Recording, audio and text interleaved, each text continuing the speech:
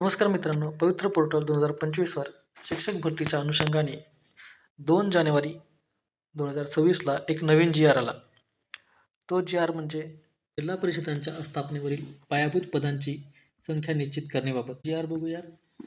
संदर्भ क्रमांक 1 येथील शासन निर्णयान्वये राज्यातील जिल्हा परिषदांच्या स्थापनेवरील शिक्षकीय संवर्गातील पायाभूत पदांची म्हणजे प्राथमिक शिक्षकांची संख्या 2,36,288 इतकी निश्चित करण्यात आली आहे.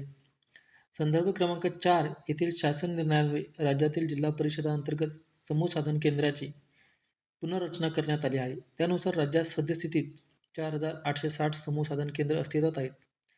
संदर्भ क्रमांक 2 येथील शासन निर्णयान्वये संच मान्यतेचे निकष विहित करण्यात आले आहेत.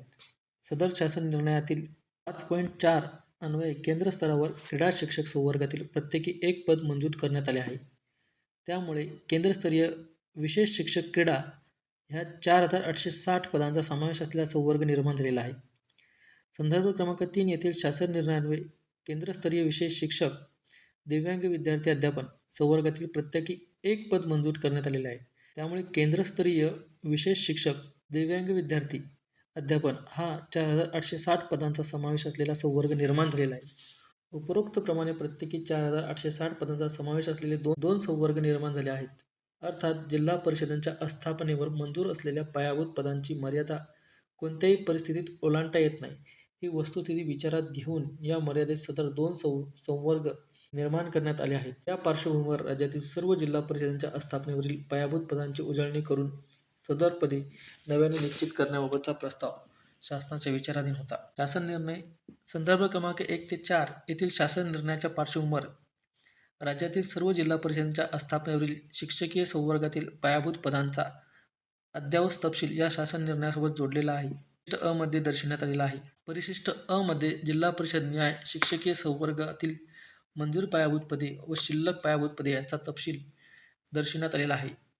एखाद्या वर्षाच्या संच मान्यतेनुसार काही जिल्ह्यात उपलब्ध होणारी पदे परिशिष्ट अ मध्ये दर्शवण्यात आलेल्या मंजूर पदापेक्षा अधिक असल्याची शक्यता आहे. अशा परिस्थितीत इतर जिल्ह्यातील पदे तात्पुरत्या स्वरूपात समायोजित करण्याचा अधिकार आयुक्त यांना असेल.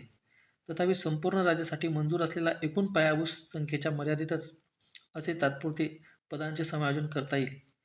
संच मान्यतेसाठी उपरोक्त परिशिष्ट अ मधील तपशील विचारात घेऊन त्यानुसार कार्यवाही करण्याची दक्षता सर्व संबंधांनी घ्यावी. केंद्रस्तरीय विशेष शिक्षक क्रीडा व केंद्रस्तरीय विशेष शिक्षक दिव्यांग विद्यार्थी अध्यापन या दोन्ही संवर्गांची बिंदू नामावली नोंदवही जिल्हा परिषद स्तरावर स्वतंत्रपणे जतन करणे आवश्यक राहील. मित्रांनो, या शासन निर्णयानुसार 2 पदसंवर्ग निर्माण झालेले आहेत. नवीन पदसंख्या वाढलेली नाही आहे. जिल्हा परिषदेच्या स्थापनेवरील जी प्राथमिक शिक्षकांची जी काही संख्या आहे ती 2,36,288 इतकी आहे आणि त्यामध्ये 9,720 हे पदांची वाढ झाली नसून त्या 2,36,288 पदामध्येच हे नवीन पद तयार करण्यात आलेले आहेत.